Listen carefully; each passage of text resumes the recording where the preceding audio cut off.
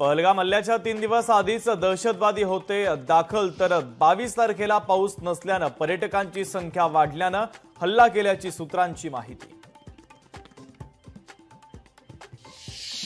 हर व्यक्ति को चुन चुन कर जवाब भी मिलेगा, जवाब भी लिया जाएगा। हर एक को चुन चुन के जवाब मिलेगा। दहशतवादाला मुळासकट उखडून टाकणार, पहलगाम मधील हल्ल्यावरून गृहमंत्री अमित शहांचा इशारा।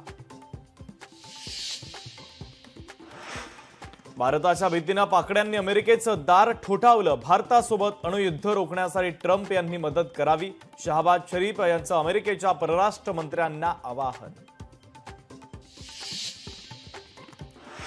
भारताकडून कारवाईच्या भीतीपोटी पाकड्यांची तारांबळ, पाकिस्तानी लष्कराकडून लष्कर-ए-तैयबाचा प्रमुख हाफिज सईदच्या सुरक्षेमध्ये 4 पटीनं वाढ। पहलगामनंतर भारतावर 10 लाख सायबर हल्ले, पाकिस्तान बांगलादेश रस्तायत कट, हॅकर्सकडून लोकांचा वैयक्तिक डेटा लीक करण्याचा प्रयत्न।